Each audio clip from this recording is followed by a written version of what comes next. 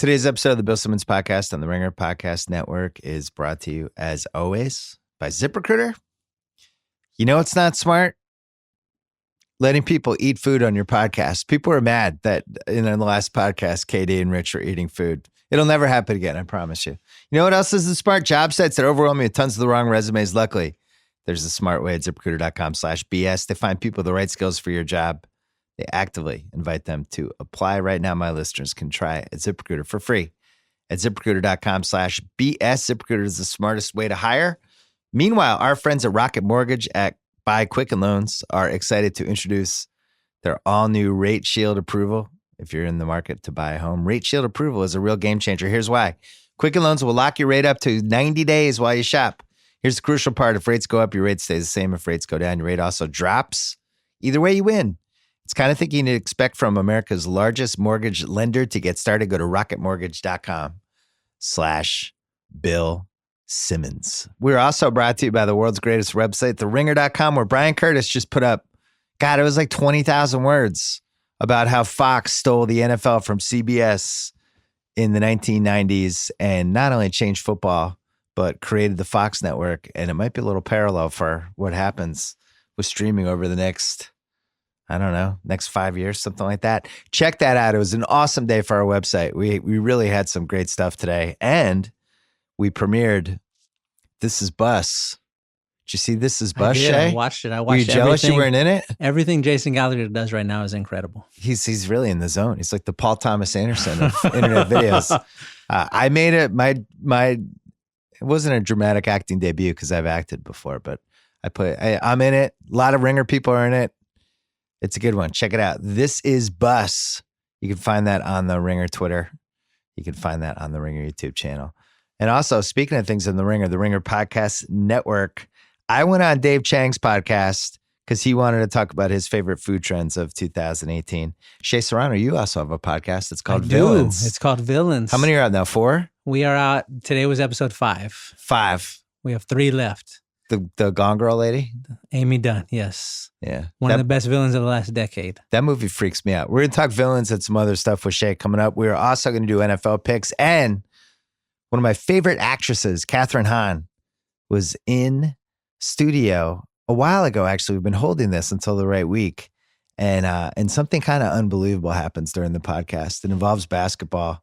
It is definitely one of the strangest and most awesome things that have happened on this podcast. So that's all coming up. First, Pearl Jam.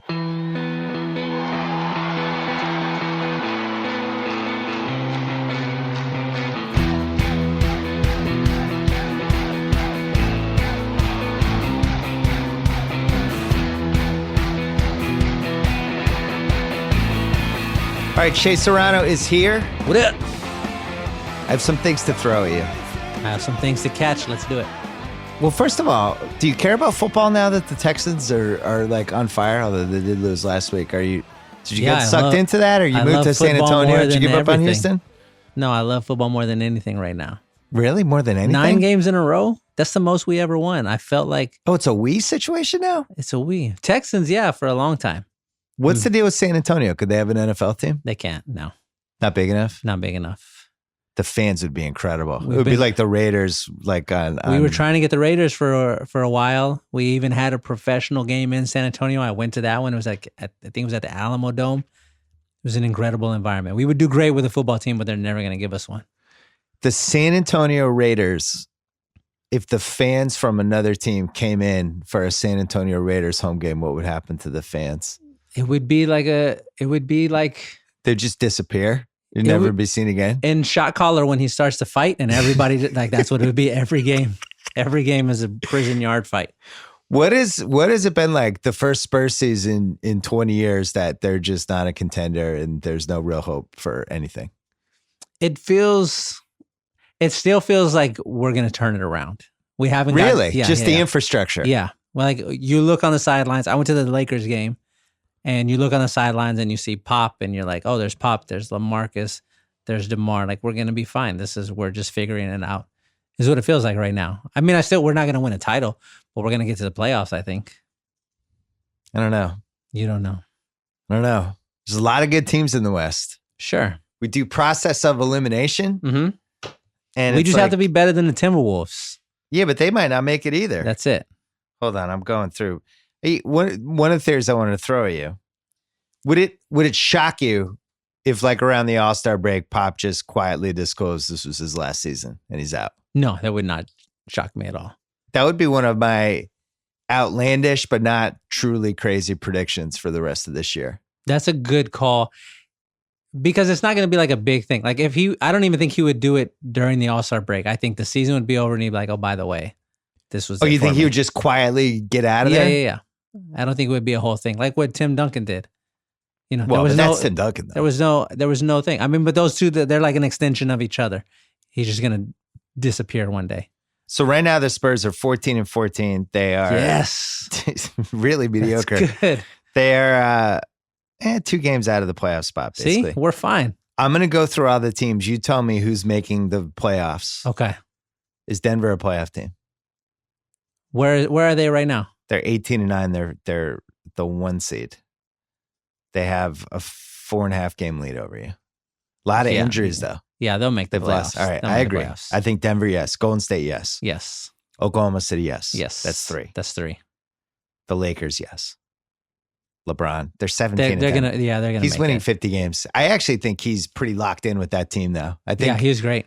I think that first 2 weeks, you can kind of see it. It was almost like somebody sitting down to play some poker who didn't want to get in any hands yet. Mm-hmm. It's like, I'm just going to hang out. Yeah. And then he was kind of like, oh, all right. Kind of like my cards now. This was the first time I saw him in person when we went to this game. Oh, really? In my life, yeah. Hold that thought because I have something I want to throw at you with that. Okay. Lakers, I have them in. That's 4. Clippers. Where are they right now? 17-10. Pretty deep. That's pretty good. They got a lot of depth. They can survive any injury and they're okay. The only reason I'm going to say yes is because I follow Isaac K. Lee on Twitter. Yeah. And he's in my head. I feel like they're in my head. They're 22-2 right now. Where did you rank Isaac singing Hallelujah with Gallagher at the Top Mavs 10 game? moment of my life. Top 10 ringer moment? Top 10 moment of your life? My individual life. Unbelievable. How did he? I couldn't believe he didn't choke and his voice wasn't quavering. He laughed for a little bit when he did the white and thick part, which I think that was expected. I couldn't believe that really happened. Like I was scrolling through and I said, wait a second, this is at the game. I thought maybe they played a video of it or something. Yeah. Holy shit, this really happened. That's unbelievable. The internet is incredible. There's some funny videos of people shooting it from the stands where people were both getting into it and getting emotional and also like, what the F is going on right now? Just complete confusion. That's those are my ideal moments for us where it's like half the people love it, half the people are confused. We're right in the middle of that Venn diagram. That's great. All right, so we got 5. Memphis? No. Memphis, no. So, and I bet you don't think Dallas will make it. No. Memphis 16-11, Dallas 15-11, Sacramento 15-12. See, here's my play. So you think those 3 spots are open? I think those 3 spots are open. I think 2 of those teams are not going to make it. Well, here's who's not in the playoffs right now. Portland 15-13, New Orleans 15-15. Nope. You think Davis misses the playoffs? I think when they trade him, it's gonna. I think they wait till the summer though. You think so? Yeah. Why? Because I think they can make the playoffs and you hope you can make a run because he's one of the best 5 players in the league. Mm-hmm. You trade him, you're basically giving up on basketball in New Orleans. Like for good? You're just like, done? We're moving at some point soon if we trade this guy. All right. Utah, 14-15. I'm not afraid of Utah. Minnesota, I agree with you. I don't think they're a playoff team. Houston, 12-14. See, Houston is the one that's scary to me. I think Houston makes it. They have to make it. I'm putting them in. I'm going to say that they're going to make it, and I'm hoping that they don't. But I think that takes up the 6th spot. You've got 2 left. They have trades to make. They have expiring contracts. They have draft picks. They don't care about taking on money. They'll be better. Yeah. That team will end up around 45. So 2 left between Portland, New Orleans, San Antonio, and Utah. Right. And Sacramento, Dallas, Memphis. Yeah. I think out of those 6 teams. Memphis makes it. I think out of those 6 teams, San Antonio is going to be the one to not panic. Like in the last 8 games and you need to go 5-3. True. I think we'll be LaMarcus okay. isn't playing that well, though. He'll be all right. He understands now that it's his team. We're at that point, which is all we need from LaMarcus. That's where we were last year. He had the best year of his career. Well, he's a free agent next summer, so he's vested interest to kick it in. Get it in. Can DeMar stop talking about how he's upset that Toronto traded him, though? I hope he does. No more interviews. We get it. It's a bummer. You got traded. Sports is a business. It happened. Right. Embrace your new family in San Antonio. Here are my picks. Okay. I would say Denver, Golden State, OKC, Clippers, Lakers, and Houston, definites. Definites. Those ones for sure. I honestly, if I had to bet, I would bet on Memphis. I can't believe I'm saying this. I'd bet on Dallas. I think Dallas is going to make the playoffs. They got a little bit of magic in them, right? I think Luka's like special, and I think they have a trade to make. I think they can get one other person. Okay. They don't have a first-round pick, so they have no interest in tanking. I've only watched like 3 Luka games. What's his ceiling? Like long-term career, what's his MVP. ceiling? Is it really? Yeah. Is it really? That's his ceiling. I don't know if he'll get there. He's definitely an MVP candidate in 4 years. I was under the impression that this was like just fun because he has a cool name. No. Like, I thought that was one of those situations. He's an incredible offensive player already for how young he is. He has no idea what he's doing, but he kind of does.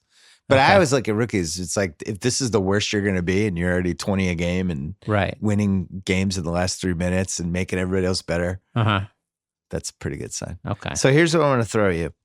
I did this on David Chang's show, and he went nuts for it. I think I'm going to work it into the trade value column that I think is going to run next week. The Michelin rating for NBA players. Okay. So the Michelin rating for restaurants is basically it's 1 star, 2 star, 3 stars. And restaurants like die to get a Michelin rating. You get a 1 star, it's like you're on the map. Okay. And 2 star means 1 star is good. 1 star is good. Okay. 2, basically nobody gets a Michelin rating unless you really deserve it. I got you. 1 star is you made it. We're recognizing you. This is a place to eat. 2, this is a place you should definitely want to eat at this place. 2 stars is like, you should go out of your way to eat at this place. It's really good. And then 3 stars is like, drop everything, sell your possessions. You have to eat here. Have any of Chang's restaurants got this rating? Is that I what think you were so, talking yeah. about? Yeah. Really? Well, all the real chefs are obsessed with the Michelin rating. Okay. So I was talking about Giannis on the Russillo podcast. I mean, on my podcast with Russillo, I was talking about how Giannis saw him at a Knicks game.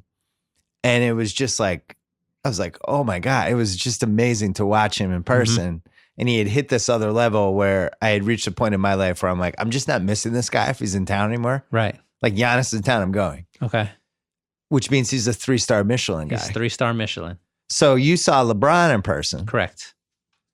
LeBron is been a 3-star guy really since like 08. This is like, he's like 10 or, he might have been there in 07. I don't know. It was right around 08. 09 was when he was like almost a 4-star Michelin guy. But basically for 10 straight years, he's been an undeniable, you have to see him when he's in town kind of guy. But you hadn't seen him until recently. Right. So what was the 3-star LeBron experience like? It was incredible. He went nuts in the first half. The second half was like whatever. They were up by 15. The Lakers were up by 15 in the third quarter, up by 10 in the fourth. And like the Spurs just got hot and hit some threes. But he's the guy, like when he's on the court, he's the only one you're watching. You're not even watching the ball. Right. You're just watching him standing at the during foul shots. I just want to see him do a thing that I would not have seen otherwise. Yeah. You know? That's all that you don't want to go to the bathroom when he's out there. Exactly. That's all that you're looking for. I think you got to say he was a 3-star in 07 though, because that's the year when he went nuts against the 48 special against the Pistons. It's got to be that, yeah. The thing is, that was kind of his breakout game, so I don't know if that qualifies for 07 or not. I would say the next year, coming off that game, definitely. That was like the flag. For me, it was like as soon as he was in the league, he was at least 2 stars. But I don't think it was like stop everything, LeBron's in town until 09. This Lakers game was a lot of fun because I took the Twins, they're 11 now.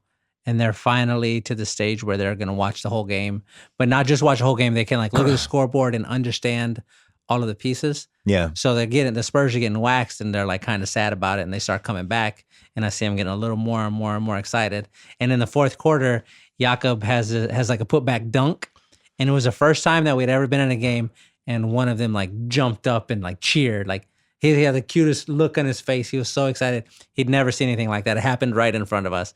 He like a little tiny scream came out of his little tiny mouth, and it was fantastic. I was so pleased with that moment right there. So you love Jakob Poeltl for life now. That's life. Your guy. For life. Jakob. I will connect those things are connected forever. You get a Jakob jersey. You might be the first one, an 11-year-old Jakob jersey. Who are your other 3-star dudes right now? The ones we're going to see, the ones we're planning on. The ones that like, this guy's in town, we have to go. We're going to the Sixers game. That's coming up. That's a good one. We got to do that. Embiid is he's a 2 for me, but he might be. I haven't seen him this year. He might have turned into a 3, and I didn't realize it yet. Yeah, I'm excited to see him in person. I do want to see Giannis. I haven't seen him in person is yet a must. either. And when we lived in Houston, all I did was go to the Spurs games. The Spurs are in town, I'm going to go. But now we're in San Antonio. Every game is a Spurs game. Yeah. So now we're checking the names off of the list. I want to see Steph in person. Those are like my top 3 right now that I need to see. Steph has been a 3-star guy now for 6 years. Yeah. I've seen Durant. I've seen Russ. Steph's interesting because his warm-up is like a 3-star thing. Yeah, you got to get there early. Yeah, you get there early, and especially at the home games, when it got to the playoffs and especially the finals, there was like 300 people around the court watching the dude warm up. There's really been nothing like this ever with a player. Yeah. Who I wonder who the future 3-star guys are. I think Luka's going to get there. Sounds like it. Other than that, can Donovan get there? I don't think so. Can he get 1 star? Can he be a 1-star guy? I was battling whether he's a 1-star guy now. I don't feel like if he's in town, I'm not like, oh shit, Donovan Mitchell's here. I got to at least think about this. He's not there for me yet. He's still like a 40% shooter. I like Donovan a lot. I like that Utah team a lot. Russ used to be a 3, but now he's a 2. I'm still a 3 on Russ. You're still a 3 on Russ? I'm still gung-ho on Russ. I don't appreciate all the Russ slander that's been happening at theringer.com. Yeah, you've never really liked that. You like your individuals. Yeah. You like your individual performers. I like Russ. Give me Russ. Give me a guy who's never afraid of anything ever. Russ is the most polarizing topic / player / anything that we've had at the Ringer these last 2 years. That's what I don't understand. Like, how is the guy who got triple doubles in 2 seasons in a row polarizing? Like, why are we not all in love with him? Because he's mean? Because he's mean to the media? Because triple doubles suck. Oh my God. If you did an episode of Villains about an NBA player, past or present, who would you do? Lambeer? I mean, if this has got to be something that applies to everybody, then yeah, you've got to go Lambeer. He's the number 1 basketball villain of all time. If I just get to pick my own, it's going to be Kobe. I don't like Kobe. Oh, that's a good one. Yeah, you and I are kind of aligned on that one. I'm still mad at Kobe and Tatum hung out for a little while. Then all of a sudden, he screwed up his juju. I just watched Silver Linings Playbook again. Kobe screwed up the juju. No question. I know that for sure. Now, did you not like Kobe just because of Spurs Lakers or other things? Would you have liked him if he was on the Detroit Pistons his whole career? I don't think so. He's kind of grating a little bit. I mean, like, he's one of the best basketball players of all time. And it certainly didn't help his case that he was destroying the Spurs in the playoffs for all those years. But he's just kind of he's like a guy that I don't want to talk to or hang out with. But I understand, like, cool, you're good at basketball, yeah. I understand why people love him, sure. The Spurs fans, I always felt like had a special burr in their saddle about him because he never missed against the Spurs. He shot 100% in the playoffs. He played really well against you. God. But I just thought Duncan was better. And he's a better teammate. If I'm building a franchise for 20 years, I want Duncan. He gives me a better chance to compete for a title if he's my best guy year after year after year. And at some point, something shifted, and then it just became like Kobe was the guy and it wasn't Duncan. Mm-hmm. And if you look at Duncan's I think his first 8 years in the league, he was first team All-NBA. Yeah. I mean, think about that. He came in as a rookie. He was first team All-NBA. Mm-hmm. Second year, he wins the title. And then it just goes on through by the end of his 8th year, 8 straight first teams. He's got three titles. Mm-hmm. He's got 2 MVPs. Mm-hmm. He's got 2 finals MVPs. Keep preaching. And the best players he ever played with during that stretch, Robinson in 99, who was past his prime, who wasn't like washed up yet, but past his prime. He was on the downhill for sure. Headed down. In 03, wins the title. Robinson's back is wrecked. Right. Parker and Manu aren't Parker and Manu yet. They're brand new. Nobody knows him. Speedy Claxton's involved. Speedy Claxton is playing closing minutes in Game 6. Closing. And then Steven Jackson. And Captain Jack, who had been on 5 teams. Yeah. And who's a maniac. Mm-hmm. And who next year signs with Atlanta and then ends up they give him away within a year. Tim should have had a quadruple double in Game 6 to win that title. Almost had it. They stole 2 blocks from him. What did he have? The 21, 20, 10, 9 or something? 8 blocks. And they stole 2 of them from him. You go watch the tape. He got 10 blocks. I'll never stop talking about this. They intentionally didn't give them to him? I think so. I think it was a cover up. That was a rough by Big Kobe. It was a rough. Kobe took away. That was a rough finals. It was a great finals. I felt It was like a great finals for you, but for the league, For the Spurs league, it Nets was was. I think that was when they realized they really had to start rigging the finals a little bit. that was the year where one of the games was like 76-77. It was tough. The next year was when Fisher somehow made the shot in like 0.4 seconds. He made a turnaround three to beat you. Should have never happened. And the league was like, we're good with that. Yeah. Don't review it. The basket is good. Spurs lose. Tim Duncan is better than Kobe Bryant in every way possible. Tim Duncan's the best way. power forward of all time. Yeah. I wonder what he's doing. Havlicek was like this too in the Celtics. Havlicek retired after 16 years and then would occasionally practice with the Celtics for years later. And they would always be like, he could play right now. He'd be like our seventh man. He was like 41. I feel like Duncan could come back tomorrow and be serviceable. He's in the practice gym all the time. Yeah. I feel like he'd be serviceable. Yeah. He would be like a 10-8 guy off the bench at 49 years old. At 40, it would be funny to watch him just dragging around a leg, but somehow jump hooking these young guys, like taking Vucevic down in the bottom. He did it against Serge when Serge was supposed to be like the guy. Yeah, and he put him in a torture chamber in Game 6 in Oklahoma City. It is crazy that they came back and avenged that 2013 thing. It's the best thing. It's really nuts. Yeah, I mean, can you imagine if they don't come back? Yeah. That is just hanging over the whole Spurs forever. Semi-dynasty, whatever you want to call it. Everything that had happened up until that point, it was like, but look how it ended. Pop taking out Duncan for the two Miami possessions. Still haven't gotten over that. Yeah, I could see Pop just kind of, this would be it. Yeah. And then we don't see him anymore. He's just gone. There's no TV. There's no features. He's just gone. He's drinking wine in Italy or something. Yeah, it's like November 18th of next year. And then somebody's like, hey, wait a minute, where's Pop? Yeah. It's like, oh, he retired. He didn't He's gone. Yeah. Last thing for us. Are you okay with Jason Momoa becoming like an A-list star? I feel like we were in on this early and we both bought a lot of stock. So did Rafe Bartholomew, our old Grantland teammate. We're getting rich off of this one. We bought the Momoa stock like it was like 50 cents. I missed out on the Keanu stock. Yeah. I missed out on that one. But I got in early on Momoa. Well, you have like an incredible amount of Michael Pena stock. I feel my portfolio is not diversified. It's Michael Pena, 90%. Michael Pena. I need my boy to come through. You kept going back for more. Your advisor's like, no, you have enough. You're like, no. After end of watch, I was like, if I can keep pumping it that way. Do you want to talk about your blood in, blood out interaction? Yeah, we should. We should talk about that. The greatest moment of your life? The greatest moment of my life. So there's a writer that I made friends with in San Antonio, this young freelance writer. His name is Jose. We text every once in a while. And this is like a hardworking kid. When I was living in Houston, he asked if he could interview me for like no publication. I was like, yeah, sure, I'm in another city. And he's like, no problem. He fucking caught the bus up there and then rode an Uber from the bus station to meet me at a restaurant.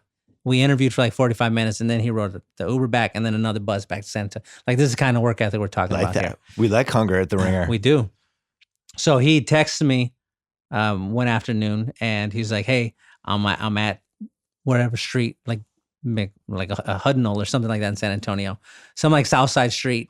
And Cruz is here. Cruz and the original artist from Blood In, Blood Out who did all the paintings. They're here signing prints. We have to stop for a second because I think some people might not know what Blood In, Blood Out is. Blood and In, I Blood feel Out sorry for those people. Is the greatest Chicano gangster movie of all time. 1993, I believe. Yeah, it's like 25 years old now. We're doing it on the rewatchables. I've been meaning to tell you. Are we really? We're doing next year. We're doing one every week, 52 weeks. Blood In, Blood Out is happening. We got to do Blood In, Blood Out for 4 weeks in a row. But this movie came out as my favorite movie of all time. Cruz is one of my favorite movie characters. It was one of the reasons we initially bonded. Yeah, that was what it was. Because you were the first person I knew who liked that movie, other than myself. Because it was on cable for like 3 straight years. I was like, I fucking love this movie. So Cruz has been living in San Antonio for years. He like pops up every once in a while. He's in San Antonio? He lives in San Antonio. So you guys could be buddies. We can be friends. This is how it starts. He's somewhere in the city. This is all leading to you doing a live podcast in San Antonio with the entire Blood In, Blood Out cast. That would be fantastic. Wouldn't it be that hard to get them, right? Benjamin Bratt would be tough. Now, if everyone else was in, he'd have to do it. They did a thing recently and like almost everybody else was there except for Benjamin Bratt.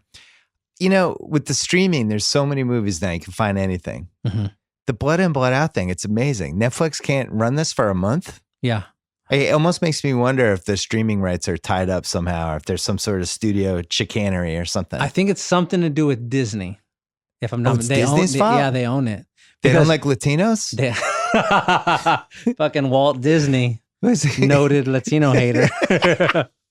No, I asked about it because I wanted to do like a screening at a movie theater, like at Alamo Draft House or something. Ooh. But they wouldn't let us do it. They were like, they wouldn't give you the rights? No, they say you can only show it like outside. You can't show it in a theater. Like it was a bunch of weird. It's all tied up in a bunch of shit. I have no idea. All I know is they told me no. It's amazing. I think it might be on Amazon Prime, but you have to either buy it or rent it. Yeah, it's on YouTube. You can watch it. And it's on free. YouTube. Oh, it's on YouTube? Yeah, the whole thing. The whole fucking 19 hours of it is on YouTube. No, it's like 2:45, right? Yeah, it's about 3 hours. It's so good. So I get great prison stuff. I get that text. The guy is there. He records a video with Cruz saying a line. Who shouts from the you movie, out? Who says my name in the line, and it was like, I've been semi-aroused ever since. It's amazing. What a gesture from your fan. It was really great. That's a nice one. I was like very touched. Yeah. Well, we're doing the rewatchables next year. I don't care if most people haven't seen it. It's going to be me and you, and then it's going to have 2 downloads. I'm going to download it twice. It's also like, it's technically kind of a prison movie. It is a prison movie. They spend 40% of the movie in prison, which I think makes it qualify. Yeah, it's a prison movie. Have you seen the Showtime prison show? What is that? Escape to Dannemora? No. Seriously? I have not. That's like a show? Like Benicio del Toro? No. That's you the like thing? Benicio del Toro? I love Benicio. It's about the 2 guys. He's older Michael Pena. It's about the 2 guys who seduced the female prison guard, and then she helped them escape. Oh, it was and like they actually based on a escaped to true New thing, York. yeah. It's upstate New York. Oh, see, it's 7 episodes where it's all about them seducing her and then planning the escape. And I think it's like 4 in. Mm-hmm. You got to catch up. It's a lot of prison stuff. I love it. A lot of like people sneaking out after hours, people like filing where the radiator, like the little vent. We're spending a lot of time like so they can take the vent out. Right. The guards never somehow noticed this, by the way. But well, it's a lot of that stuff. $9 an hour, so Yes. I'm not looking at anybody for $9 an hour. Yeah, you're just trying not to get poop thrown at you. Exactly. That's your number one goal as a prison guard. Yeah. Don't throw poop or blood at me. Mm-hmm. Everything else is gravy. And other bodily fluids. So 3 more episodes of Villains? 3 more. Horror movie villain, gangster movie villain, karate movie villain. How's your book coming? What book? You have another book coming. No, I'm done with books. Well, you wrote a book. I wrote a PDF. I thought you had another book coming. No. I think you're spun around right now. There's no other book coming? No, there's no other book. You would know if I had a book. I would say, Bill, I got a book. But Is there another podcast coming? will you give me season 2 of Villains? What do we? Yeah, do we have 8 more villains? Well, I think I can come up with 8 more villains. I'm in.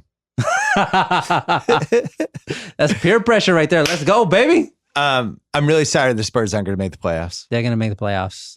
It's too bad. We're going to be a tough out. It's too for bad. Denver. Do you have an episode? You want to do a quick episode of Parent Corner? Yeah, let's do it. I don't know. Give me one. Give me a parent story. I'll give you a parent story.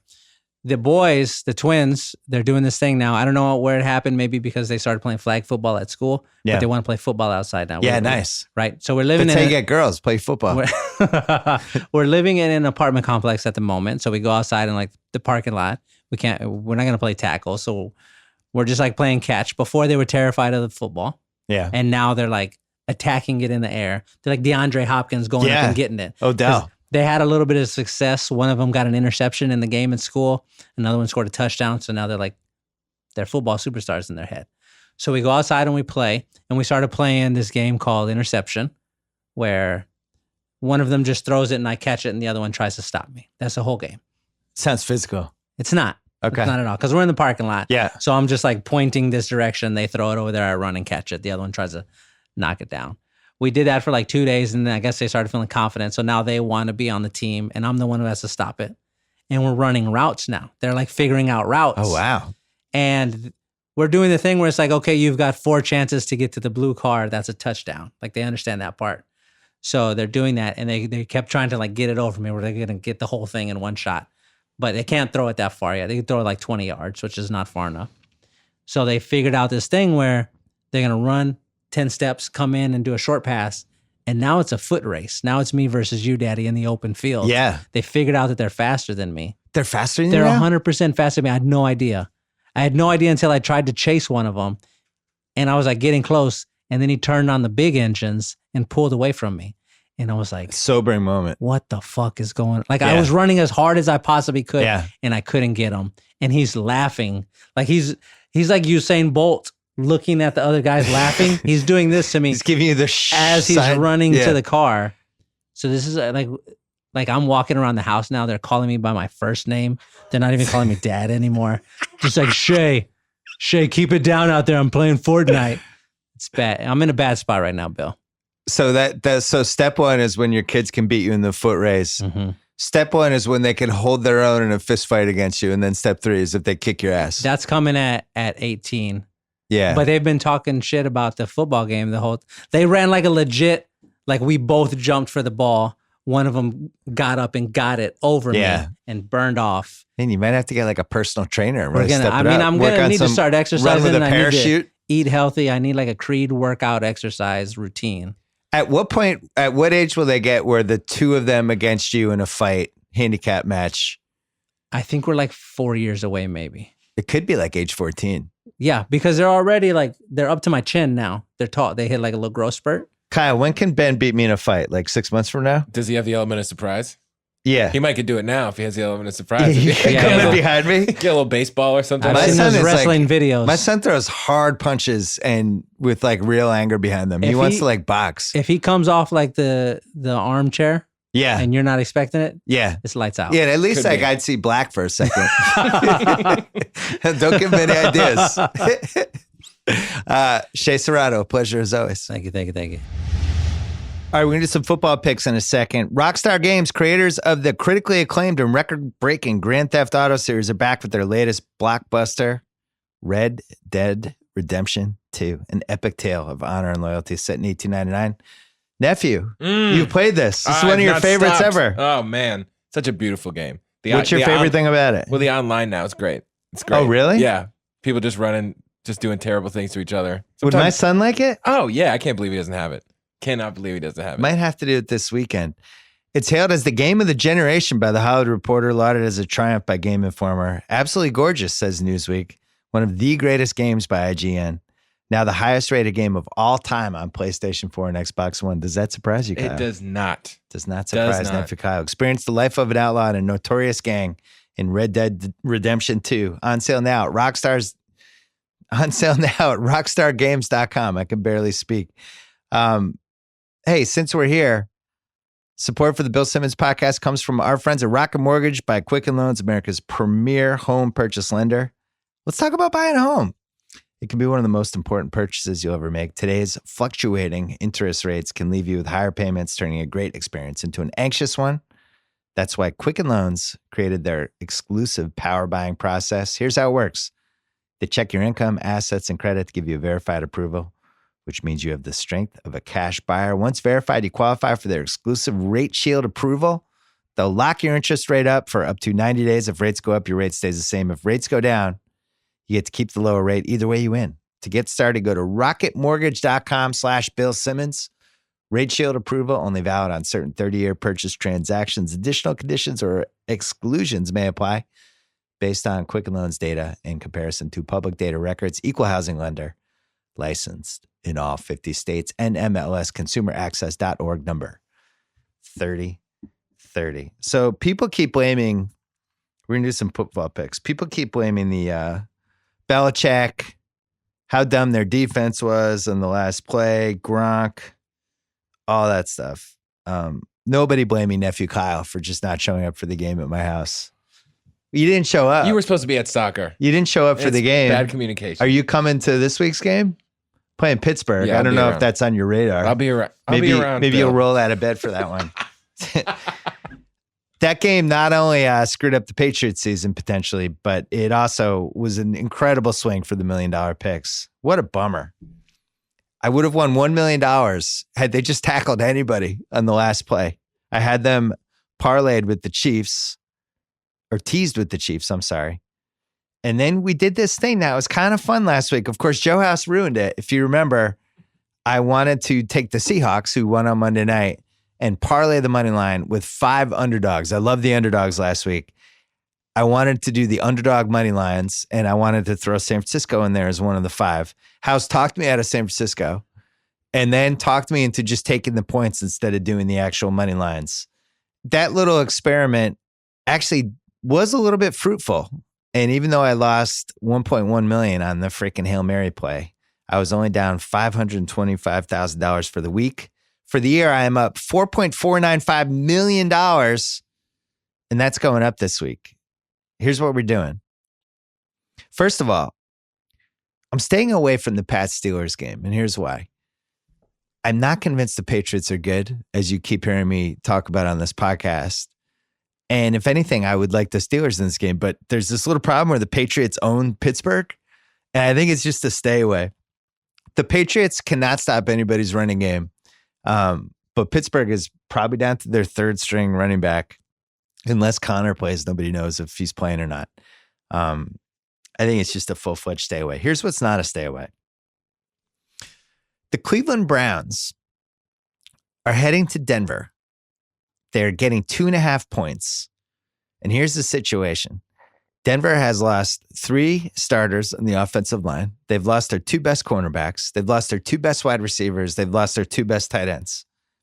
If you watch that game last week carefully, in San Francisco, a team that is absolutely atrocious, they fell behind 20-0. They gave up big plays. On 3rd down, they were 2 for 15, which makes total sense because if you watched them earlier in the season, Case Keenum, he was throwing to the tight ends. He was throwing to Emmanuel Sanders. All those guys are gone. And it's basically just Case Keenum, Phillip Lindsay, and a bunch of scrubs. That's their offense. Defensively, they're banged up on the secondary. They're also the offensive line we mentioned. They're having trouble blocking. All of this is bad. Meanwhile, you have Cleveland. Greg Williams coaching for a 2019 contract, Kyle. Cool. Bounty Hunter Greg. Here's the crazy thing, and here's why I really like Cleveland more than anything.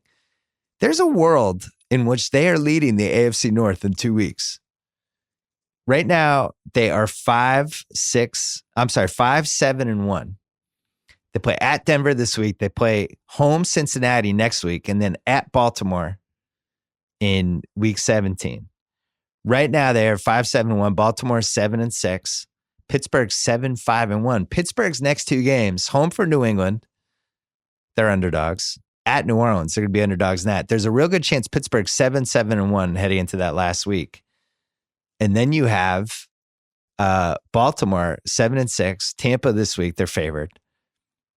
Then at the Chargers. And then home for Cleveland.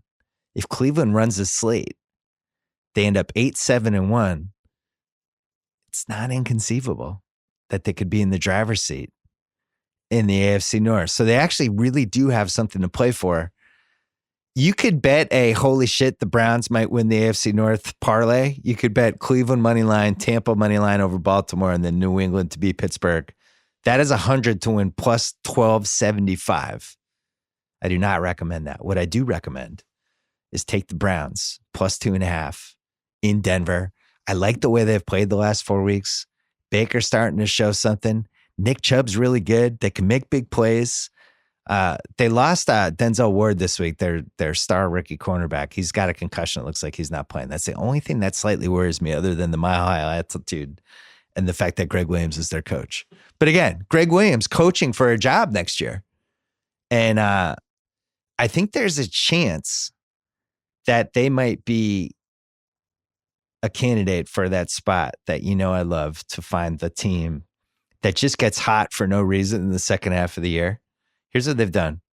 They lost 4 straight. Week 10, they beat Atlanta. Bye week 11. Beat Cincy week 12. Lost to Houston week 13. Beat Carolina week 14. I say they win this week. They beat Cincinnati. Now you're talking 5-1 in their last 6 heading into that week 17 game. So I like Cleveland. That is one of my picks. $1.1 million. Cleveland plus 2.5 in Denver. I actually think Cleveland should be favored, so you're getting free points. All right, here's the second one. I love the Rams against Philly. The Rams are home. You can go online and read all the stats about Jared Goff at home versus on the road. You could watch the tape of Dak Prescott shedding the carcass of an Eagles secondary. They've lost so many guys. They pulling dudes off the street. Prescott threw for over 400 yards. Cooper destroyed them. The Rams haven't had one of those kick-ass games in a while, and I think they need it. They need kind of a lay the smack down, get our mojo back. If you remember them early in the year, they were always one of those put the pedal on the gas type teams. So they had big lead in the second half. They're still throwing the ball, stuff like that. They scored week 9, 35 points, week 10, 36, week 11, 54, bye week, week 13 at Detroit, 30. And then last week they played against a defense that's statistically one of the best defenses of all time. Chicago put up 6. So people are a little off on the Rams now. It's coming back this week. They're catching Philly at a nice time. No Carson Wentz. Fractured vertebrae. He's out. Secondary in shambles. Darren Sproles is playing way too much running back. They're favored by 11. I just want them to win. The money line is minus 600. So hold that thought. Second game. Seahawks minus 190 in San Francisco. Again, San Francisco looks good last week because they're playing that beaten up, crappy Denver teams. This is all this stuff's related. Seattle only favored by 3.5 in San Francisco. In San Francisco, they've had injuries. They really have no above average skill position guys other than George Kittle. And if you actually look through their scores, since week 10, 23 points against the Giants, 9 points against Tampa, which is a disgrace, 16 against Seattle. And then they scored 20 last week against Denver. Now they're playing Seattle again. I should point out they lost to Seattle 43-16 2 weeks ago. And now Seattle is favored by 3.5 because people are looking at this as a trap game for them. They got Kansas City a week from now, doing the Milton Burrow, pulling just enough out to win. All of that's fine. They're minus 190 to win this game. I am parlaying the Rams minus 600 with the Seahawks minus 190. I'm not done yet, though. I'm going to take 3 other games, and I'm doing 3 parlays, 1 game each with Rams and Seahawks. Here's the first one. Bears are minus 270 to beat Green Bay in Chicago. I don't really understand the fearfulness of Aaron Rodgers and the Packers. The fact that people seem to think there's some magical run coming for them, that they figured it out. Now they got rid of Mike McCarthy because Joe Philbin is apparently gonna right the ship. I just don't see it. I don't believe it. I think this Bears defense is historically great. I hate using the word historically great, but they really might be. It's starting to seem like they're figuring out how to use their running backs. Trubisky was horrendous last week. They still won. I just see them running all over Green Bay. And if they can set up the play action, Green Bay's secondary is a disaster. And I'm not buying Green Bay at all. I'm just not. Congratulations. You beat Atlanta last week. Atlanta quit on their coach and they're banged up and they're a mess. You're not winning in Chicago. So Rams, Seahawks, Bears, all to win, $500,000 plus 144. What do you think of that, Kyle? Sounds crazy enough to work. If I win that one, I win almost $740,000 or something. Risking 500 to win almost 750. Well, goddamn, let's do it. Doing that. Same deal with the Saints, minus 270 at Carolina on Monday night. I would be afraid of this game if it was a Sunday afternoon. Monday night, I believe in the Saints. They are a prime time. All eyes are on us. We're coming through. And I also thought they had a really key moment last week where they fell behind early, playing Tampa, a team that's given them Tampa's kind of their version of the Miami Dolphins for the Pats. And they gutted it out. They put up a whole bunch of points in the second half and showed a little bit of championship mettle. I think this is the Super Bowl team from the NFC. And if you're the Super Bowl team, you don't lose this game on Monday night. Minus 270. I'm putting 500,000 on them with the Rams and Seahawks plus 144. So that's the second one. Third one's a little wacky. The Bills of Buffalo, Kyle. What are you doing with them? Josh Allen, the greatest running QB we've had as a white guy in some time. The greatest white running QB. He's just an anomaly. I think the Lions are awful. Here are their last 7 weeks offensively. 14 points, 19, 22, 20, 16, 16, 17. You know what that tells me, Kyle? They can't score points. Here's Buffalo. Third in defensive DVOA. Good defense. That's crazy. Okay. They've actually been playing pretty well the last few weeks. They had a tough loss against the Jets last week. It happens. They lost in the last couple minutes. Week before, lost to Miami. Josh Allen almost won the game. He was a yard short on a play. He made an unbelievable play and just was a yard short and almost beat a Miami team that is somehow 7-6. They beat Jacksonville a week earlier, and then they beat the Jets 41-10. So if you look at the last 5 weeks of work, they've actually been pretty good. They had some bad luck with the schedule. They had to play Chicago. They played New England. They were at Indianapolis during a week when they needed to win. They're at Houston, right as Houston was starting to come along. I don't think they're quite as horrific as people seem to think, especially not defensively. And I think they have more to play for. I think Detroit, they can't run the ball. Zach Zenner, there's signs of life from him last week. People are like, oh, Zach Zenner. I don't see it. I don't see anything with this Lions team. So I am doing Buffalo -2 with Rams -600, Seahawks -190, 300 at plus 240. So if they win, I win 720. So here are the bets again. Rams, Seahawks parlayed with the Bears -270 for 500 plus 144, with the Saints 500 plus 144, and with Buffalo -2, 300 at plus 240. We're doing that, and we're putting $1.1 million on Baker Mayfield, Bounty Hunter Greg, and the Cleveland Browns plus 2.5 in a banged up Denver. Those are our picks. We're winning. This is going to be good. I think I'm going to sweep these. Making that prediction now, Kyle. Big sweep. $1 million sweep for me this week. All right. We're going to take a break. Coming up, Kathryn Hahn.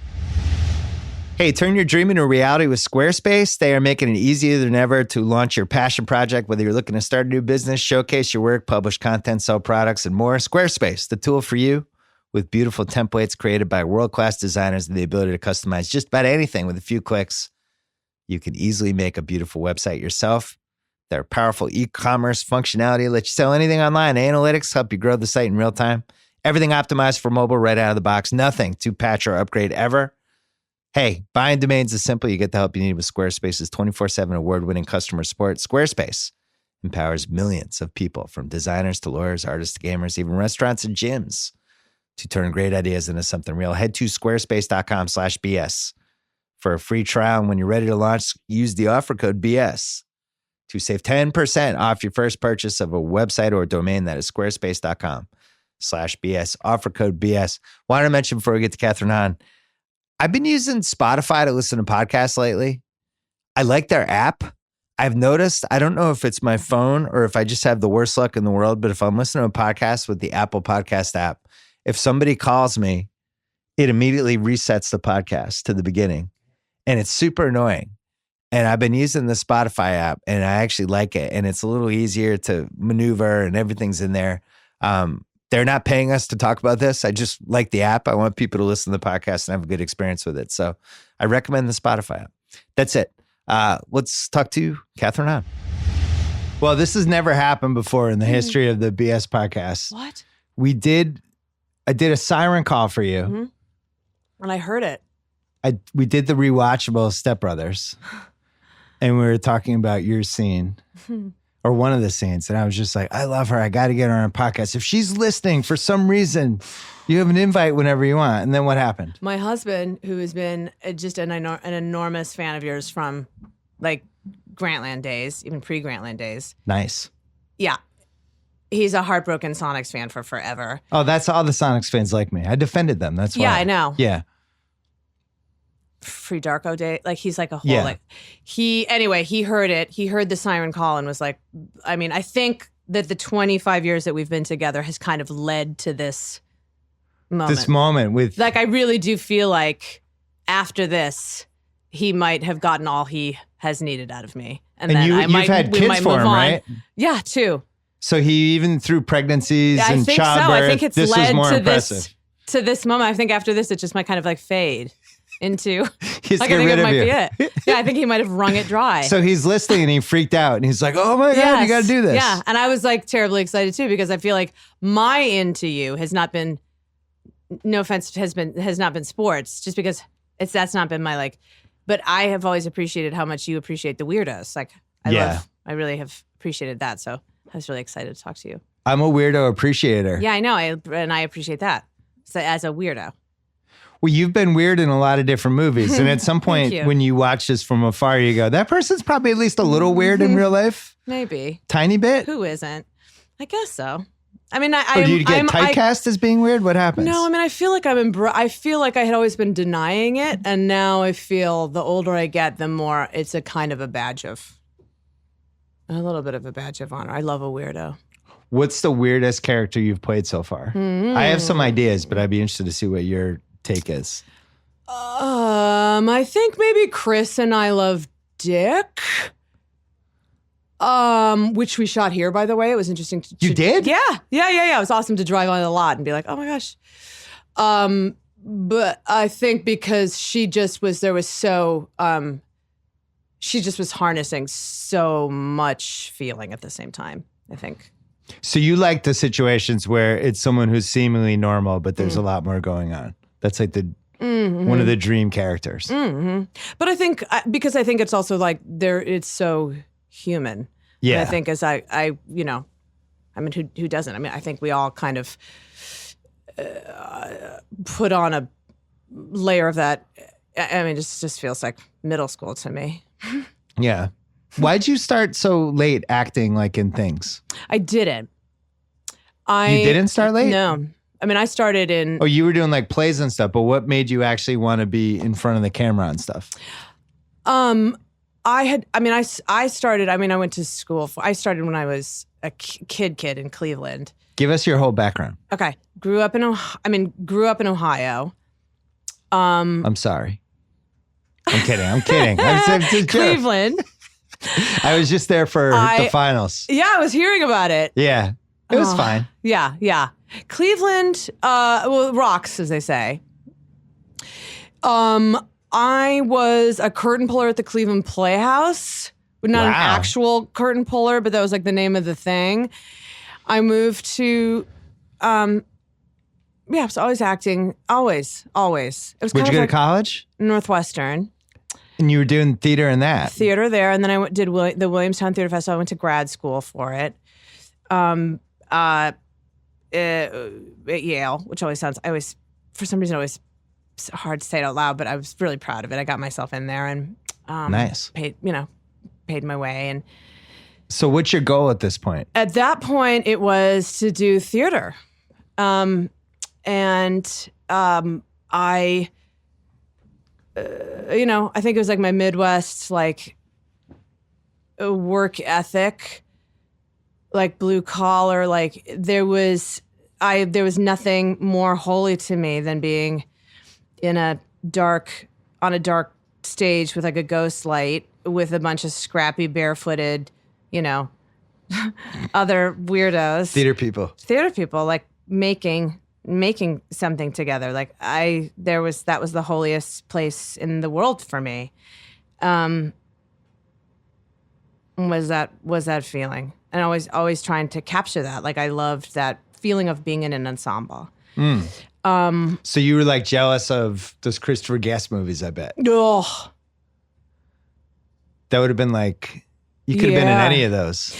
the Christopher Guest movies, but also like there were some Danish movies, like there's one called The Celebration, which I was like really, really down with. There was some, French movies that I was like, ooh, yes. Yes. Like I loved a David Lynch film. Wild at Heart really got into my craw when I was in high school.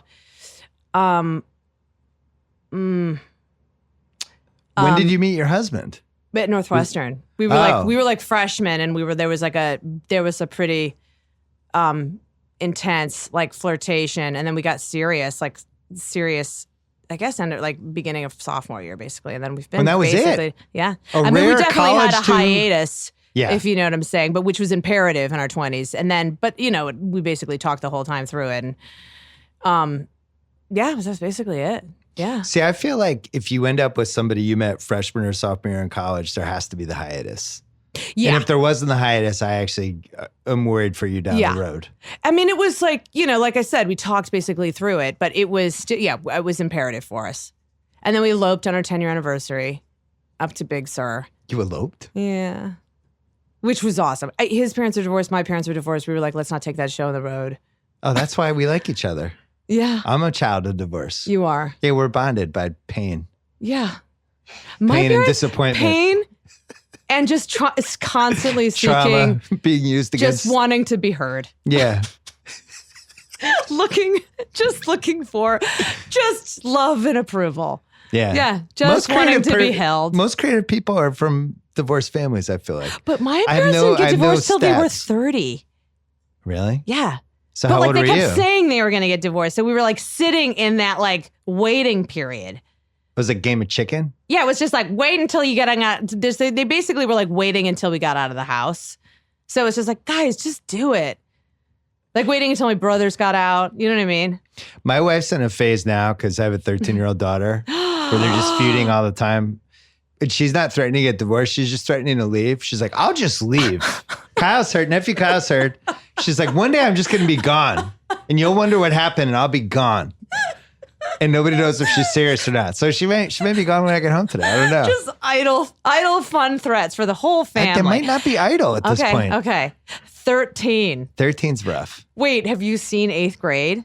Not only did I see 8th grade, but my daughter and I interviewed the director of 8th grade. Together? Yeah. Oh, And I that gotta was cool. listen to that. That was cool. I have not seen that yet. My daughter on my podcast is so much more likable than she is in real life. Are you serious? But you know what? It is I have an 11-year-old son, and it is, I mean, my heart is like, I don't know how to handle it. The online stuff. Well, no, Or- he's not checked into any of that. Like he's checked into Fortnite. Yeah, my son's 10, same thing. Yeah, really Fortnite's deep driving into a it. lot of it. Yeah, he keeps saying like a new skin's coming out. And I'm like, God, this sounds real Nazi Germany to me. You know what I mean? Like they keep asking for new skins. And I'm like, what are you talking about? It's they're all, really it's all into it. cosmetic. Yeah. Well, they Yeah. play with their friends. I'm actually, Yeah. so I've come around on it because initially Mm-hmm. I'm like, oh man, my son's this video game and this thing. But on the other hand, like he's interacting with his friends Yes. like at night. Like when I was a kid, when you were a kid and we saw our friends, we had to go out of our way to see our friends. Yes. But now they're in his life kind of every day. And I'm Yes. kind of jealous of it. And especially here where you can't just like go outside and see your friends Right. and like run around. She'll get kidnapped. Yeah. Yeah, exactly. There's The neighborhoods we came from, you could just kind of be out in your neighborhood all day. I never saw I'm my kidding about the parents. kidnapping thing, but like in LA, you don't like your kids don't go, hey, I'm going to leave for 4 hours and I'll Yeah. be back later. We were just Doesn't talking work about that that. way We were here. like, my mom was a stay-at-home mom, and she knew so much less about my life than Yeah. I know about my kids, and I'm a working parent. I think So that was our crazy. generation though. Yeah. We just kind of would be able to leave from 2:30 to 6:30. Yeah. Just kind of go. I never saw. Yeah, but like, I know, and I missed. Like, I would just go explore like abandoned houses. Like it was the best. Like it was so crazy. Yeah, but Fortnite is. That's Fortnite now, by the way. Yeah, Yeah, yeah. you- That's you- what Fortnite You loot is. abandoned houses. I played it with him, and he videotaped me playing it because he was so delighted by how bad I was at it. Like I Yeah. couldn't look up, like I could not figure it out at all, and because I wanted to like get in there with him. We're not meant to. I've tried. I spent my whole summer trying to be good at it so I could play with him, and I just think the Twitch factor of like Yeah. younger people versus older people. Yeah, We're just too old. I'm not opposed to it on like an Xbox screen. It's the like iPad The iPad. dive bomb crap that Oh, yeah. gets me sad. Yeah. You know what I mean? It's like when he's like this, I'm like okay with it, but like when they see little kids like this, like that gets me sad. But anyway. Especially like when they're at dinner or something like that. Oof, I know. It's hard. I do a lot of judging of other families. I know. I really, really, And I'm not really, saying I have the really, greast really- family, but I totally, do a but lot of it's judging. very hard. 13-year-old girl, though, I have a 9-year-old daughter. So you got So like I have 2 kids. my favorite age for my daughter was 6 and 10.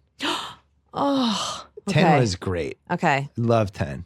Okay. And We're then having a 11 good time with 9, 10 is awesome. Is awesome. The boys are once you realize that there's not something wrong with them and that all boys are just late bloomers, it's actually Yeah. great. When He's they a hit like 8, 9, heartbreaker, 10. man. They're both tremendous. It's just like you just realize like it's this like breaking through into this next phase. Like his is like oof. It's like the emotional life stuff that's happening. Like my heart's just like it's just breaking for this next chapter because you just know his is going to get broken. So That is he's just starting to like be vulnerable to things that I can't, that it's like, it's time. It's like, that's what it is. Like, he's going to get his heart broken. So you're like, okay. In all ways, I'm not just saying like romantically. It's just like, okay, this is what's about to happen. And I just have to like surrender, Do people in his school know like you're his mom and you're the lady from this movie or that movie? Like, is that even a thing? I mean, he hasn't been able to see anything I've done. That's probably for the best. No, I mean, they did. Yeah, they haven't been able to see like Hotel anything. Transylvania. Oh yeah, Hotel Transylvania. It's a but big they've movie in already the Simmons aged family. out. So they saw it and they were like, my daughter thought it was cute, but my Yeah. son was like, had kind of aged out of it. Like he dutifully saw it, but Well, Step Brothers hit a point that my son's 10, but he had to see it. Like his friends. did he see it? Once it gets, oh my God. Okay, I should not admit this to you, but I'm What? going to. Yeah. Bill Simmons. What? He shouldn't see it? I saw it with my children, but they don't really know that I was in the movie because as I started watching it, I realized You that fast forward I over could not show them one part of me in that movie. And so they know that I'm at a dinner scene just quietly eating, but they don't really know anything else. And then I forgot about the nutsack on the on the drum drums. set. And my daughter started going, what is that? What is that? Oh, no. And I was like, I feel like Yeah, you're I a bad parent. traumatized her. And I I was like, that's a fast-forwarded- scrotum. And she's like, how did it come out first?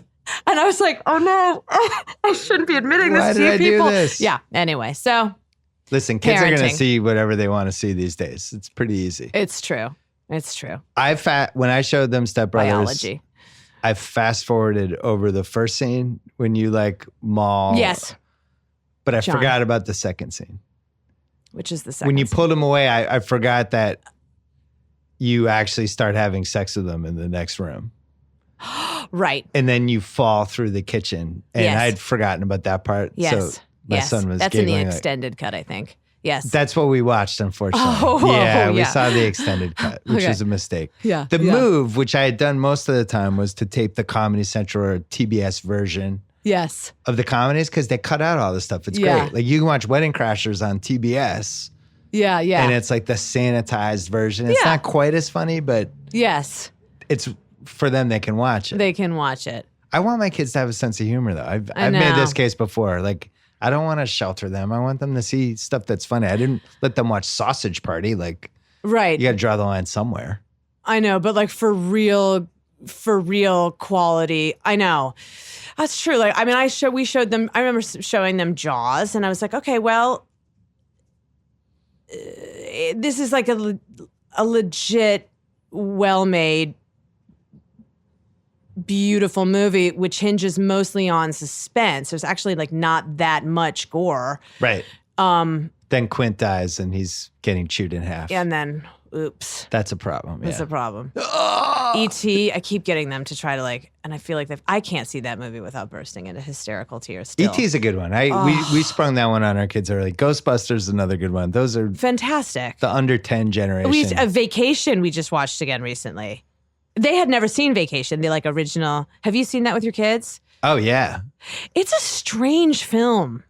I got to say, I was, because that was like one of the Yeah. OGs for me from the 80s. Yeah. Wait, what does OG stand for? Just like one of the great comedies of that. What does it stand for? Like, What does OG stand for, Tommy? Right, yeah. Oh, okay. It had aged both. I was like, old gold. It had aged terribly and awesomely. Right. But some of the parts aged really badly, and then other stuff was like still really funny. I mean, there were some parts like details like that. There's a couple parts like Chevy was like, there's when they're talking about going on the vacation, and Beverly D'Angelo was like scraping off the dish, like washing the dishes, scraping off the dishes to hand to him to put in the dishwasher, but he thought that it was to just put away. Yeah. So she was just giving him dishes and he was like putting them casually, Right. which I thought was like a beautiful detail. But then something that struck me as being kind of strange was like I remember it being a boob movie. Like I remember there being boobs in it, but I was like, it's so interesting that we just see mom's boobs. Like it's just Beverly D'Angelo's boobs. She broke them out. Twice. Yeah. That was the era, though. So I'm like, who are we? Like, who are we as the audience? Are we dads? Like, who is it for? Like, are we the sons? Yeah, I don't think you know they what I know. mean? It's interesting. I think we never get to see Christie's because she's America's sweetheart. That would have been too expensive. And too expensive. Yeah, she would have been $20 million. But isn't that 3 seconds. interesting? Well, so I think that was the era from late 70s through like 85. Yeah. It was like Porky's and But like it's moms. nudity plus comedy was a thing. And then it kind of It's just went very too far on strange. Think vacation. who is watching that? Like, who is it for? Like, I don't know. Who are those boobs for? They made a lot of money too. Yeah. Maybe it was for she's everybody. Amazing in that movie. Yeah, like, she's really a good. comic. Like, I thought her performance was fantastic. I agree. She's so good. Like her every take, I thought she was just solid. I just thought that was very interesting. I thought I could get away with watching that movie with my kids, but then there's the scene when the cousin asks, "Hey, have you ever bopped your bologna?" And both of my kids are like, "What's that mean? How do you bop your bologna?" I'm like, Yeah, but it's kind of great because those can kind of go over the. you hope. Yeah. That was so weird. They both asked. I was like, it's a drug thing. And the young, that was so interesting to be like, oh, it's the young. Anthony Michael Hall? Well, yeah, and he's awesome in that movie. He's good. Rusty. He's fantastic. That scene where they have with the beer when he's talking about life. Oh, yeah. He's so good in that Good scene. talk, Russ. Good talk, Russ. But 30 Rock, Jane. Oh, Jane Krasinski. Amazing. Yeah. My daddy says I'm totally botching that line, but says I'm the best French kisser. Yeah. She's amazing. I forgot that she was in that movie. They remade that movie, which made me sad. I only feel like they should Oh, they did. I remake didn't movies. see it. Right. They They did. should only remake movies if the other movie is not watchable. I talked about this with Michael Key because he was on and we did but we why talked would about they do Predator. that though? Well, Predator had really bad special effects. So you could say like 30 years later, we could do a better version of this. Like we have better technology now. This could be a much cooler, better movie. I love Keegan. And they kind of reinvented it. That's, I think where we've gotten into trouble is just like, this worked 30 years ago. We'll make it again. And that doesn't seem like that ever really works. You did the Bad Mom sequel. And there's going to be probably a third one, right? Didn't both of them make money? I don't know if there'll be a third. Who knows? How much badder can those moms get? We saw Predator recently too. The original Predator. I'd never seen it before. Bad special effects. It's just from the 80s. We didn't have the technology back then. Boy, just dudes blowing shit Yeah. up. A lot of testosterone. So much shit being just blown up. Just like, blah, Yeah. blah. A lot of muscles and tank tops. So much shit being blown up and just so many red filters. Just Yeah. like, That was like a muscle porn era. yes, Rambo. Rambo 2 is just like, Rambo 2 was just him in a tank top just shooting people that were shooting at him from 5 feet away. Yes. And him just turning and like his side of his face crinkling and getting weird. And Muscle porn. And then just Muscle like porn. one-liners. Cobra was another one like that. Cobra. A lot of one-liners. Just like, because that's like all you need is like a good laugh and then back to it. Well, Like not even a good laugh, just kind of like a, and then just like back to it. because nobody's funnier than selling muscle guys. They always have the best sense of humor. So interesting. And then just so much oil. A lot of oil, a lot of baby oil. Yeah. The Rock has taken the baby oil corner now. Yeah. It's covered in He's so it's charming. glistening in Fast 7. Yeah. Fast 7, Fast He's 8. so symmetrical and so charming. You haven't worked with him, have you? No, but I've heard he's the nicest person on the planet. Well, it sounds like just like Step Brothers, we did the oral history of that, and it just sounded like an awesome experience. Yeah. Where everybody's even 10 years later like, that was so much fun. Yeah. I loved love it. that written oral history. Yeah, it was good. I didn't hear the podcast that my husband was talking about. The but rewatchables. the rewatchables. But I did read the thing, and I had a really sweet text exchange with Adam afterwards. Be like, that was sweet to read that, because that was a really sweet time in our life. He said it was the single best acting performance he's ever seen. Your first, when you unleashed I was yourself talking about on Scott, John but C. Reilly. and McKay and I did have a sweet text exchange. That was crazy to read that. I was like, I will hold that to my heart. Just that little sentence he said. That was really dear. McKay, yeah. You brought it. Was that your first big movie, or was there one before that? I mean, What was your first break? Fast Break. Point Break. My first break was, I don't know. It's all been a little series of All right, fine. random. Go through your IMDb. I did a movie called How to Lose a Guy in 10 Days, and that was like my first movie. I like how you act like I don't know what that movie is. I don't know. I feel like maybe that's I'm not married to you're not the somebody- demographic. I'm married to somebody who has seen every single rom-com that's ever been made, probably 3 times Okay. each. Yeah, Okay. I'm aware. Okay. Have This- you seen How to Lose a Guy in 10 Days? That's the one with Heath Ledger, right? Nope. That is another. Freddie Prinze Jr.? No, it's Matthew McConaughey and Kate Hudson. Oh, yeah. Yeah. Okay, I got it. That was my first. I was doing a show called Crossing Jordan at Were the you time. like the wacky friend? I was one of 2 wacky friends. Each of the leads had 2 wacky friends. So it was myself and Annie Parisi were the 2 wacky best friends. Annie Parisi. I always say Parisi. God, I love her so much. Were the 2 wacky friends of Kate Hudson, and Tom Lennon and Adam Goldberg were the 2 wacky friends of McConaughey. So like big brunch scene.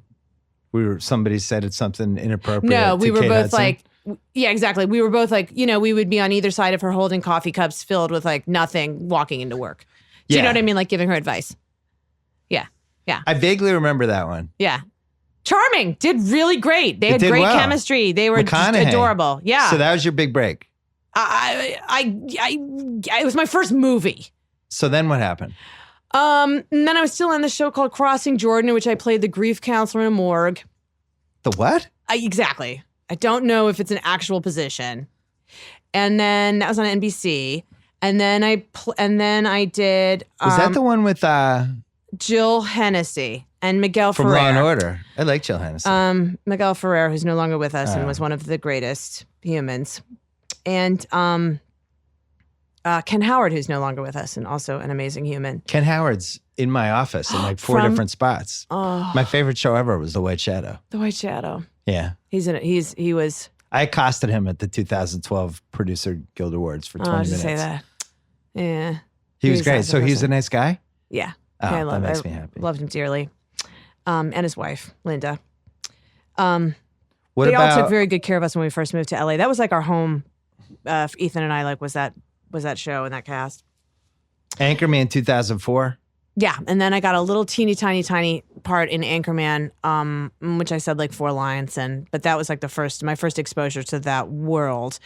And I wasn't an improviser. Never did sketch, so I was like in awe of these artists. Like I didn't have any idea that one could do that. I thought like I'd come from theater where you have like total autonomy over your path on stage. Like once the lights go up, it's yours. Yeah. The night is yours. And that path is yours. So then I came into this world and it was like, oh, you stand in your mark, you kind of dutifully fulfill so I felt a real disconnect between what I wanted to do and what was being asked of me. And then I saw this world in which you could there was an opportunity to combine. And then that kind of led to, there was then that Step Brothers summer, which was like the best because I also did this movie called Revolutionary Road that summer, which was the Sam Mendes movie with Kate Winslet and Leonardo That's a rough DiCaprio. marriage movie. it's a rough marriage. You movie. really have to. Your marriage has to be in a really solid place to sit through that one to for see 2 through hours. that movie. It's, That is one of those. If it's in a bad place, you just kind of turn at each other. It's a dark movie. It's dark. Let's take a quick break to talk about Allbirds. They're dedicated to making stylish, comfortable footwear using premium natural materials designed for life's everyday adventures. Their wool runners are soft shoes made from wool, designed simply. No unnecessary logos. They come in a bunch of classic and limited edition colors. Wear in work or play, office, out of town, whatever. Feel good about them. Their New Zealand merino wool requires 60% less energy to produce than typical synthetic materials used in shoes. It's ZQ certified, grown on sustainable farms, where they treat the sheep nicely. They mailed us a bunch of them. I've been talking about them on the podcast. I'm old. I just want my shoes to be comfortable and look good. That's it. That's all I care about. Allbirds, check it out. The holiday's right around the corner. Consider Allbirds as a gift for someone on your list or for yourself.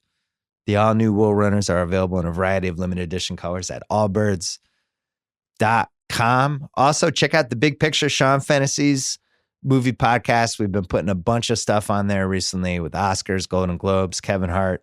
Wesley Morris, our old Grantland teammate, was on there. Don't forget to subscribe to the Big Picture. All right, back to Kathryn Hahn. Wait, you skipped some movies. Tell me what I did. It's You a memory skipped- play in there, guys. I don't know what's happening. You Tell me. skipped the most underrated rom-com of the 2000s. Mm-hmm. A personal favorite of my wife. We may or may not own it on DVD. You still have DVDs? Well, not any. We don't use them anymore, Okay. but it's somewhere. I still have buried in DVDs. I don't know something. why I'm setting like that. A Lot Like Love. Oh, right. It's real That's cute. a good movie. It's real cute. It Amanda didn't Peet, make it Ashton for some Kutcher. reason like the way it should have. It should be remembered as one of the icons. It's sweet. It's long. It's very, very sweet, and they have very charming chemistry. Ashton Kutcher, Yeah. Amanda Peet, and really good music. And really the music good is like music. outrageous in it. Yeah, it's really, really That's good a good music. one. It is really, I really highly good. recommend A Lot Like Love, and I'm Yeah. not a huge rom-com guy. No, it's really. I think so too.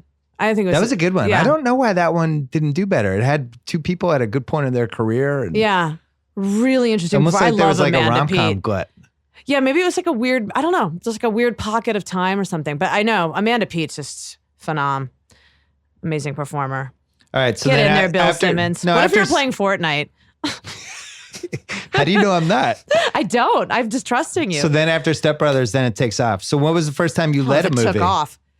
What do you mean took off? You're here now. You've made I it. am no, exactly. I am You here got, now. You got called out to be in the BS pod. I mean, that is This is it. seriously. That was.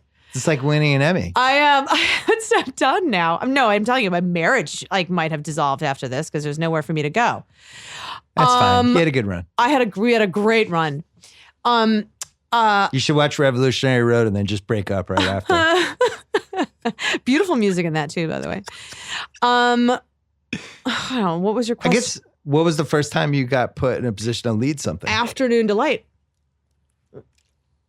which is a movie I did with Jill Soloway, which is like I don't know if you've seen it, but I'm really proud of that movie. It's a tiny, teeny independent that we shot in Silver Lake and did it in like 21 days. And Can you remind me what the plot is? Because I probably did see it. I'm just old. I don't know if you did see it, but it would be Was awesome it if too you like did. under the radar? Yeah, but it would be awesome if you did. But it is about it's like a woman that lives in Silver Lake with her husband and her kid, and she's kind of dissatisfied, and her, she and her couple of couples decide to go to a strip club on a night, like couples night. They think it'd be hipster, and she kind of becomes captured by this stripper played by Juno Temple. And I definitely have not seen this. okay. This Anyway, sounds really good though. it's interesting. She kind of becomes obsessed with the stripper, and it's interesting. Yeah. And that was just like, we did that in 21 days. It's funny and it's dark and it's interesting. And it won Jill the best director at Sundance. And Jesus. I don't know how I didn't see this. Tommy, did you it's see so this? it's indie. And but anyway, that kind of led to Transparent for her, and I played the rabbi in Transparent. And I was going to ask, did you see you must have seen the seeds for this bigger career she's going to have. Yes, well, certainly. And it was just a lot of the same creatives involved in Transparent, like a lot of the same crew. Were born from that movie and from that way of working, certainly. And then that led to a lot of that same world and way of working, and a lot of those people led to this show I did called I Love Dick with Kevin and Kevin Griffin. Bacon. Griffin Dunn. I don't know if you've ever met or. Never met him, but Delightful. spending my life for my whole life. I mean, he is a gem. You would just have the greatest time with him. He's a phenomenal human being and such an interesting person. Well, his dad was one of my favorite writers. Yeah. And his aunt is Joan Didion. Yeah. And he's a really interesting human His being. dad was when the OJ thing was going down. Oh, yes. He was like the guy to read every month. Vanity every Fair would month. come out. He was amazing. Amazing. Yeah, He wrote about it. He was one of the best true crime writers ever. that we had. Yes. He was like it was this whole world I was so fascinated by, like him at these weird LA rich cocktail parties Yes. talking about OJ. I'm like, oh, then what happened? You know, he's And just then really what good at that's capturing tied it. into his legacy. Yeah. Like it's And the yes. daughter dying, the whole thing. yeah. It's like a rich Kennedy, like, I mean, their whole Yeah. it's an interesting Could be a person. documentary. for sure.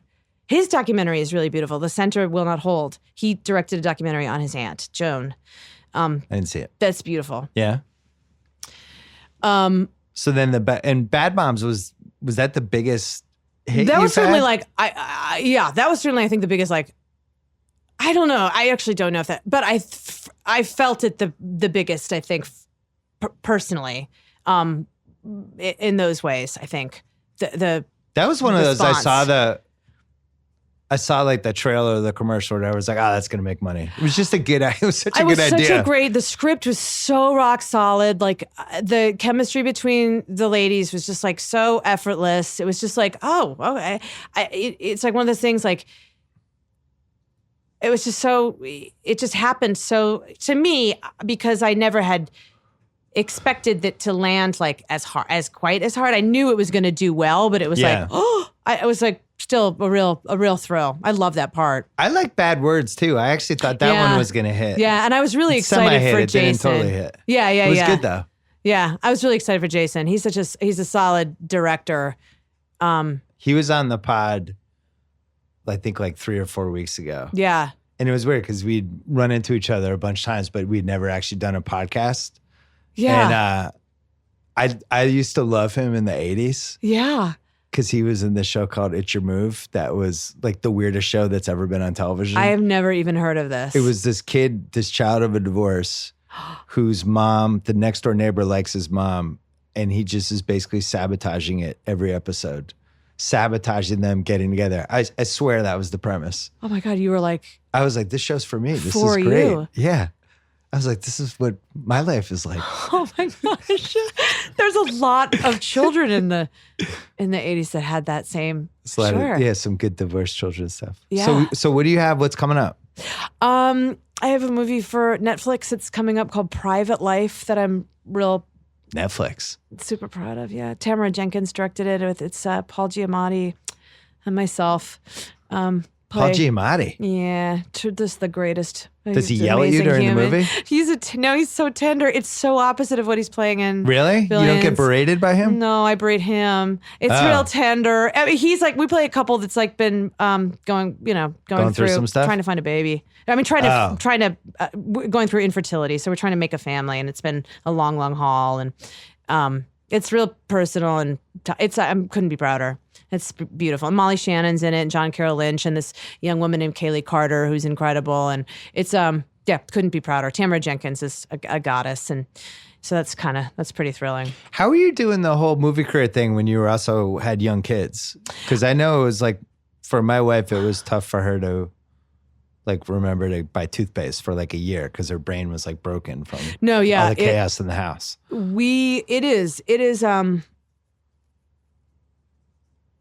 It's impossible. I don't know, I'm a disaster.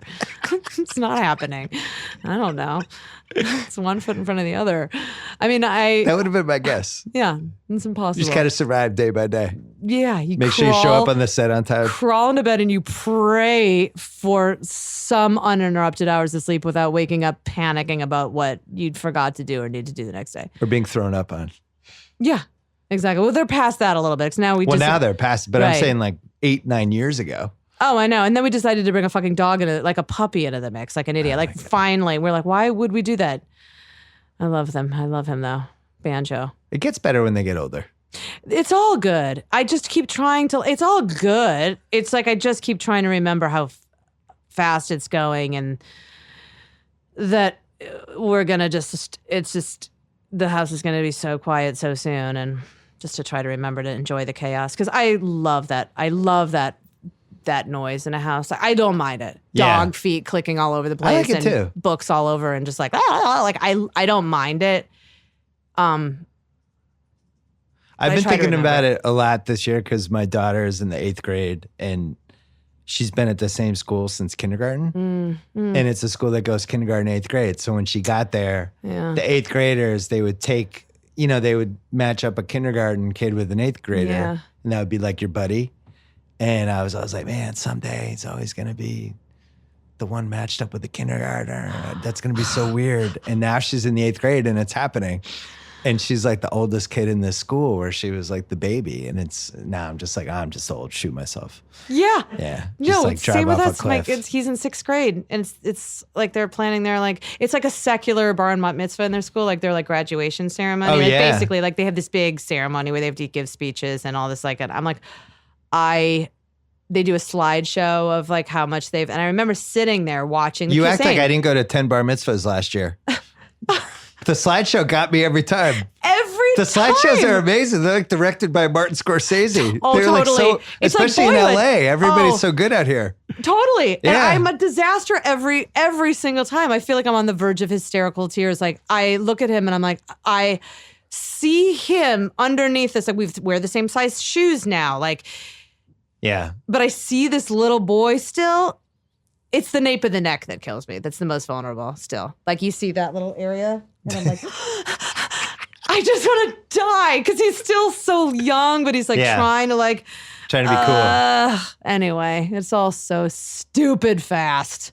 My daughter and wife hit a point this summer where they're exactly the same height. And they can wear each other's clothes now and stuff. So that's been okay. Yeah, it's okay. That's been good for bonding. Nothing else has been good for bonding at all. Not yeah, one how are thing. they? Are they like, It's rough. it's rough.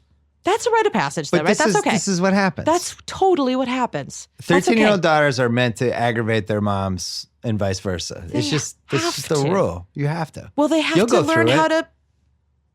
to, my mom used to call it the bitch calling phase. Like I'd be like, bitch, door slam. Like it was like, you just have to slam doors for a Yeah. while.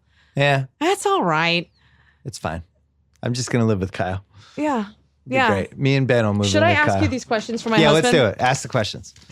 This I'm is nervous. Pig, Nobody's this is ever pig turned Latin. the tables this is on me like pig this. Latin to me. Then you can do with these what you will, you guys. Okay. He's very Oh, passionate. she's getting a dramatic sip of water first. Okay. This is because I love it. Okay. The Harden trade. Yeah. That's the question? No, I don't know anything about this. The Harden trade was terrible when it happened. Okay, I wait, wrote can two I- different columns about it, and I was right. I would like to assert that this was a great trade for the Thunder. That's your husband said that? First, Harden had to go. I believe this because, A, the night they lost to the Heat in the finals, I remember seeing a video posted of him wearing a phenomenal all-white outfit in a nightclub showering people with money. While this is not in itself notable, I think it might have slightly indicated a cultural conflict with what the Thunder organization was attempting to build and maintain. Is your husband Sam Spurs-wise. Presti? He You just, don't get that joke. He just isn't the Boy Scouty person they were looking for. This is a conjecture. And B, Harden's first comments after being traded to the Rockets were something like, "This is what I've always wanted my own team," indicating that this one-way Super Bowl dominated player on a team with two absurdly high usage players was never going to embrace a Manuian role. Ever. He had to go. Secondly, I'd argue that the return they is got in amazing. return was actually sufficient. The pick that became Adams, the rights to Jeremy Lamb, and more minutes for a very young and extremely talented Reggie Jackson, I'm leaving the short-term rental of Kevin Martin out of it. If Lamb had panned out, which he kind of has now, just a few years too late, and if Jackson embraced his Manuin opportunity, I believe that this trade was actually brilliant. For Harden, a redundancy to Westbrook and Durant with zero interest in defense, they got two rotation guys and Adams and the Jeremy Lamb that should have been, and more time for the Reggie Jackson that should have been. It is terrible luck that Lamb and Jackson broke shitty, but that does not make it a bad trade. Are you prepared to agree with me on this matter? I'll take your answer off the air. That was amazing. I think this could be a new segment for The Ringer. Okay. Where you dramatically read your husband's hot basketball takes. I got a couple more. All right. I hate to break it to you. I know you decided to spend the rest of your life with this person, but he's dead wrong. Okay, great. Yeah, he's dead Okay. wrong. Okay, It was I a love really this. bad trade. It was poorly conceived. Yes. And he's in a lot of denial. I love this.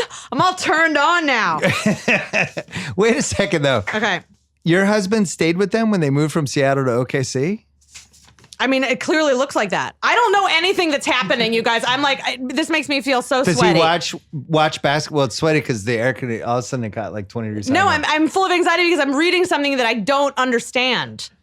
It's just words. When he's watching basketball or OKC playing Oklahoma City, is he cheering for them? I don't know. Okay.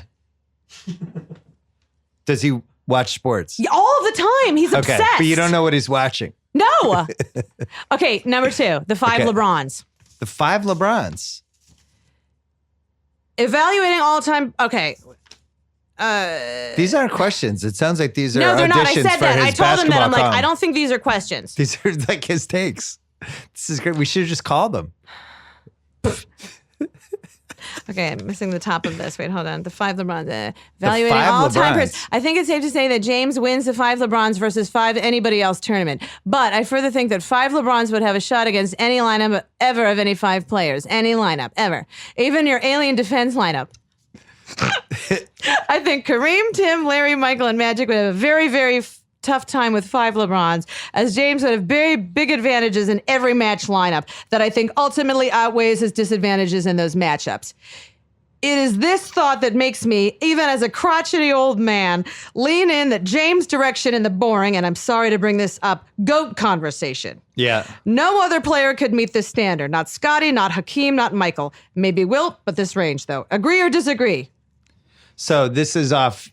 I had an argument about if you had 5 of the same person Yeah. playing against 5 of other same people, Yeah. who would win? And the argument was like 5 LeBrons would beat 5 Michael Yes. Jordans, 5 Shaqs. Yes.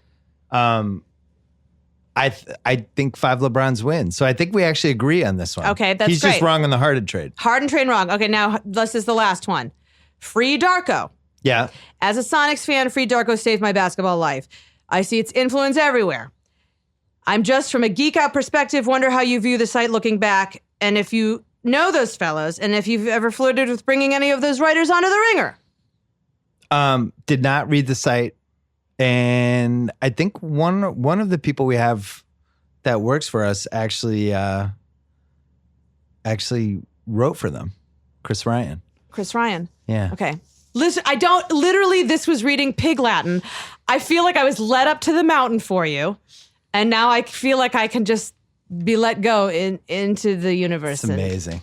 Anyway, you're This welcome, podcast Ethan. was so much more exciting and it just went in directions I wasn't expecting. Well, I'm really I've glad. never had somebody. I want to now have you come in and read basketball takes Let's do as it. part of the Ringer. Fine, but like You just just- having someone knowing dramatic reading, it's like me reading a freaking car manual. Well, the best part. Like I don't know what I'm talking Well, about. the best part was when you said Minuian, which was after Manu Ginobili, which is, by the way, you've created a new word that I think actually works. Minuian is a word. I'd just never heard it before. You gave it this little edge that I thought was All right, good, fantastic. you guys. Well, you're well, this welcome. was great. Oh, thank you so much for having I really me. appreciate it. I'm sorry I got hot in here, but I don't know. No, it's such a increased by pleasure 20 meeting degrees. all of you guys. This was really fun. Well, Thank you're you a for beautiful coming brain, on. so thank you for. Really was my pleasure, and my husband is going to be goddamn thrilled. He really is. All right. Thanks to Kathryn Hahn. Thanks to Shea Serrano. Thanks to Kathryn Hahn's husband. Thanks to my football picks that are going to sweep this week. Thanks to ZipRecruiter. Don't forget to go to ZipRecruiter.com/BS. Thanks to Red Dead Redemption 2, Kyle's favorite game, from the creators of the Grand Theft Auto series. It's their latest blockbuster from Rockstar Games. Red Dead Redemption 2, the game of the generation, is what Hollywood Reporter said. It's now the highest rated game on PlayStation 4 and Xbox One. Experience life as an outlaw in a notorious gang in Red Dead Redemption 2. Now on sale at rockstargames.com. Also, thanks to Allbirds. They believe that comfort, design, and sustainability do not have to be mutually exclusive. The Allbirds Wool Runners are comfy shoes made from wool that are so soft it feels like walking on clouds. With the holidays right around the corner, it's time to consider Allbirds as a gift for someone on your list or for yourself. The all-new Wool Runners are available in a variety of limited edition colors at allbirds.com. Please check out theringer.com this week. So many good pieces up there. Some great videos. Good podcast all the way around. Enjoy the weekend. Go Pats.